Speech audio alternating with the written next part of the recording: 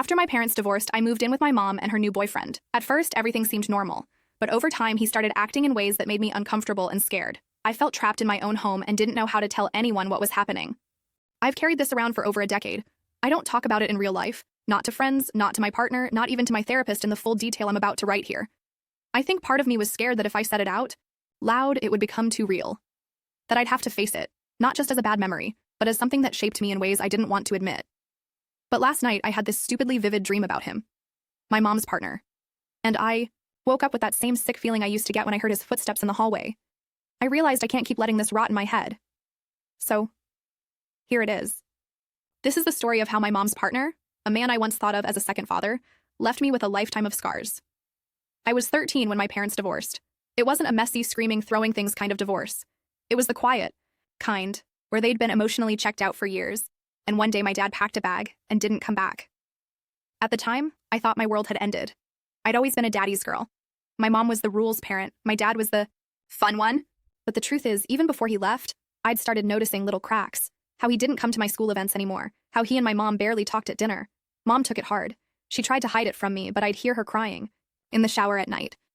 She'd always been the strong one in the house, and seeing her like that, it scared me. A few months later, she started dating again. She didn't tell me at first. I just noticed she'd suddenly be going out with friends more often, and she'd come back looking lighter, smiling more. When she finally told me about Mark, not his real name, she made it sound casual. "We're just getting to know each other," she said. But then she showed me a photo of him. Tall, tan, perfect teeth, that "I know how to make everyone like me" kind of smile. He looked like the kind of man who'd star in a commercial for backyard grills. Things moved faster than I expected. Within 6 months, Mom told me we were moving into his place. He had 2 kids, a boy, Alex, 14, and a girl, Sophie, 12. I was nervous, but also kind of excited. I'd never had siblings, and the idea of having an instant brother and sister seemed fun. Mark's house was huge compared to the little rental Mom and I had been in after the divorce. Big windows, spotless kitchen, a backyard with an actual pool. My new bedroom overlooked a little wooded area. It felt like a fresh start. Alex was quiet but nice. Sophie was bubbly and a little bratty, but we hit it off over music and makeup. Sure, we had the usual teenage spats. Who gets the bathroom? First, who borrowed whose hoodie, but for the first few months it felt normal. And Mark? He was great. Or at least, that's what I thought then. He told jokes at dinner, helped with homework, treated me like I belonged. I remember thinking, wow, maybe this is how our family is supposed to be. It started so subtly that, at first, I didn't even register it as wrong. A look that lingered a second too long. A comment about how much I'd grown since I'd moved in, paired with that assessing up and down glance that made my skin prickle. He was always charming, always smiling, but there were moments, tiny cracks, when the energy shifted. Like when I'd walk into a room and find him watching me, his expression unreadable until he noticed I'd caught him. Then the grin would snap back into place. I told myself I was imagining it. Maybe he was just a naturally intense person. Maybe I was being dramatic. I'd heard adults talk about teenagers being too sensitive, and I didn't want to be that kid. So I brushed it off, but then there were the casual touches. Not enough to cause a scene, but enough to notice. A hand on my back that lingered longer than necessary when I squeezed past him in the kitchen. A playful pat on the shoulder that somehow slid a little too low. It was never in front of my mom or the other kids. Always in those fleeting moments when it was just the two of us, at night, lying in bed, I'd replay these moments in my head, trying to convince myself they were innocent. But the more I thought about them, the more unsettled I felt. My stomach would twist in this strange combination of shame and confusion, like I'd done something wrong just by existing in the same space as him. The shift from, maybe I'm imagining it, to something is wrong, happened gradually, like a shadow growing longer as the sun sets. He started making more comments about my appearance. They were subtle enough that if I ever repeated them, they could be brushed off as compliments. But the tone, that low, almost approving hum, made it feel different. I started noticing that he never used that tone with Sophie, or even with my mom. Only with me. There were moments in the kitchen when he'd stand too close enough that I could feel the heat of his body at my back. If I stepped away, he'd find some reason to close the distance again. Sometimes, when I was in the living room doing homework, I'd catch him watching me from the doorway. Not doing anything, just watching. If I looked up, he'd pretend to be inspecting something on the wall or heading somewhere else. But that heavy feeling in my chest wouldn't go away for hours afterward. He also started finding reasons to be alone with me. Sending the other kids to grab something from upstairs while asking me to help with something in the garage, or offering to give me rides places even when my mom was free. At first, I accepted. I didn't want to seem rude, but I started noticing how much I dreaded those car rides. The silence. The way he'd glance over at me at red lights. It was like he was testing boundaries, inch by inch, waiting to see how far he could go without me reacting. I told myself that if anything was really wrong, my mom would notice. She loved me. She was smart. She wouldn't let anything bad happen. But she seemed so happy with him, and I didn't want to be the one to take that away. And what would I even say? That I didn't like the way he looked at me? That I thought his compliments felt weird? It all sounded so flimsy in my head, like the kind of thing adults would laugh off as teenage moodiness. There was also the guilt. I hated the idea that my presence could cause tension. I didn't want to believe that someone could look at me like that. Not because I thought I wasn't attractive, but because the idea of it made my skin crawl. So I stayed quiet. I avoided being alone with him as much as possible. I'd linger in the bathroom until I heard him leave the hallway, or I'd volunteer to run errands with my mom just to avoid the house. But the thing about living with someone like that is, you can't avoid them forever. It was a Saturday afternoon in late spring, the kind of day where the air feels heavy but the sky is too bright, like the world is pressing down on you without warning. The others had gone out. My mom, Sophie, and Alex, and something about picking up supplies for a barbecue we were planning. I'd stayed home, claiming I had homework to finish. I was in my room, sitting cross-legged on the floor, flipping through notes I wasn't really reading. The house was quiet, just the faint hum of the fridge downstairs. I thought I was alone. Then, I heard footsteps, slow, deliberate, moving down the hallway toward my room. My stomach tightened instantly, like my body recognized something before my brain did. He didn't knock, he just leaned in the doorway watching me. His eyes weren't neutral, they were scanning, deliberate, like he was taking inventory of me. I remember feeling small, even though I was fully clothed and sitting up straight. He stepped inside and made some casual comment about how hard I was working. I kept my eyes on my notebook, hoping he'd get bored and leave. But instead, he came closer. When he was standing behind me, I could feel the warmth of his breath near my ear. I froze, every muscle in my body tensing. He didn't touch me right away. And in some ways, that was worse. The stillness was suffocating. Then, slowly, his hand landed on my shoulder, sliding down my arm in a way that felt nothing like a fatherly gesture. I remember my heart pounding so hard I thought I might be sick. I wanted to move, to say something, but it was like my brain had disconnected from my body. All I could think about was getting out of that room without making him angry. He lingered there for a few seconds, maybe longer, I honestly can't tell. Time felt stretched and warped. Then he stepped back, made some throwaway comment I can't even remember, and walked out like nothing had happened. I sat there for a long time afterward, staring at my hands. My skin felt wrong, like it didn't belong to me anymore. The walls of my room felt closer than they had that morning, like the whole house was pressing in on me. That night at dinner, he acted completely normal, laughing, telling stories, passing me the potatoes like he hadn't just made me afraid to be alone in my own bedroom. Over the next few days, I rehearsed the words in my head. I'd find my mom alone, maybe when she was folding laundry or cooking, and I'd tell her I didn't feel comfortable around him. But every time I pictured her face, it stopped me. She'd been so much happier since meeting him. I'd seen her laugh more in the past year than in the last 5 combined. The thought of being the reason that changed made me feel like a selfish, ungrateful child. Instead, I tried hinting at it. I made small comments about preferring to do my homework at the library, or about wanting to stay over at friends' houses. More often, she didn't seem to pick up on it. Or maybe she thought it was just normal teenage independence.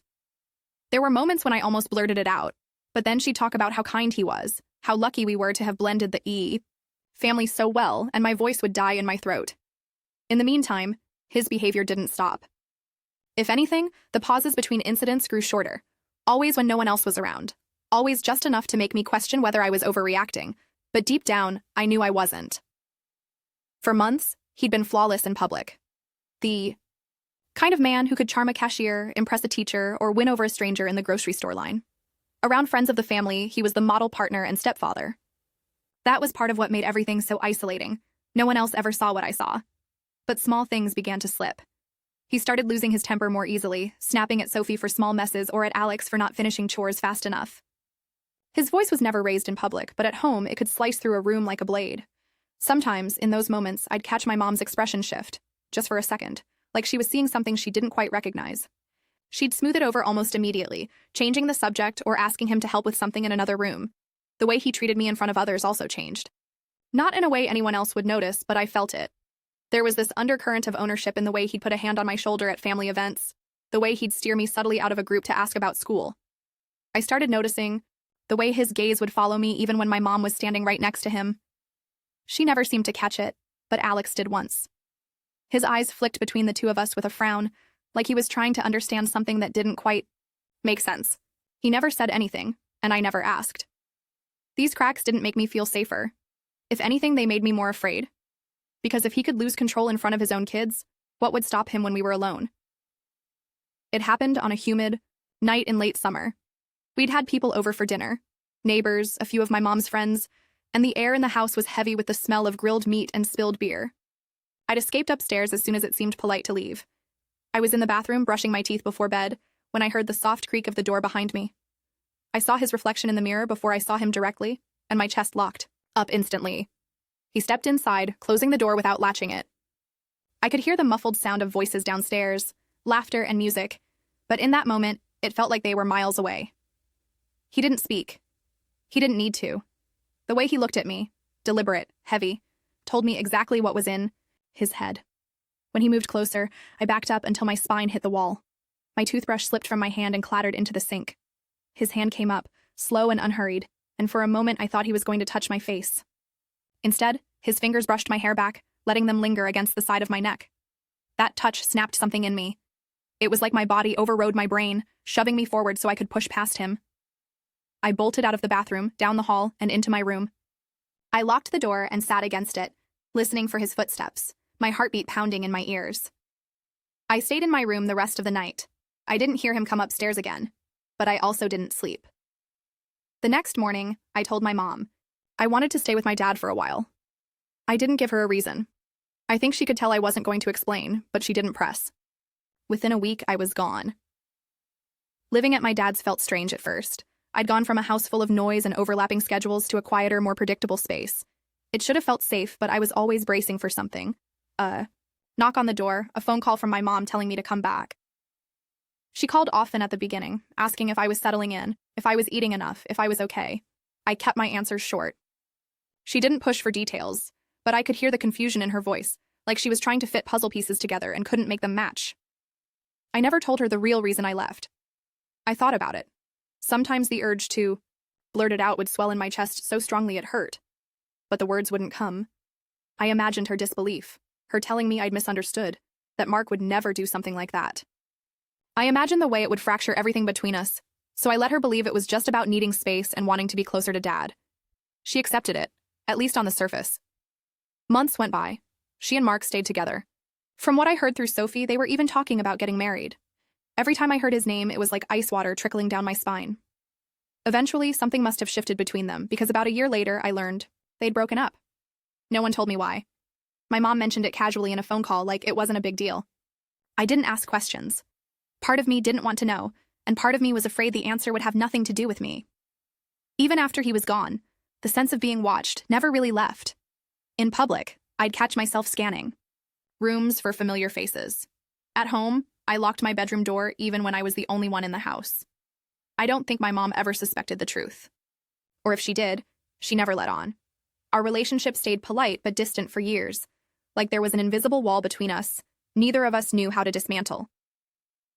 It's been over a decade now, but there are parts of me still frozen in that house, in that hallway, in that bathroom. I've struggled with trust in ways I can't always explain to people who haven't lived it. Relationships feel like walking on ice, always testing the ground before I take a step, always ready to run. Sometimes I'll flinch at a perfectly innocent touch and then feel guilty for reacting that way. Therapy has helped, but it hasn't erased the wiring my brain built back then.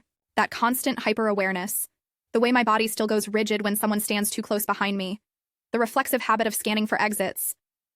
What I hate most is the shame. Even though I know, rationally, I was a kid, and none of it was my fault, there's a part of me that still feels complicit. Like I should have screamed, should have told someone, should have done more to stop it. But kids in those situations don't think like that. You're not weighing legal definitions of consent or calculating the risk of exposure. You're just trying to survive the next moment. If anyone reading this has that uneasy feeling about someone in their home, listen to it. You don't need proof to justify your instincts. You don't need the right words to explain it. If you feel unsafe, that's enough. I wish I'd known that then. I wish I'd believed my discomfort was valid before it had to escalate. I don't know where Mark is now. Sometimes I wonder if he ever tried this with anyone else. Other times I force myself not to think about it at all. What I do know is this. The silence didn't protect me, and it didn't protect anyone else. And if I could go back and speak to my 14-year-old self, I'd tell her the thing I've only just learned to say out loud. You were right. You were always right.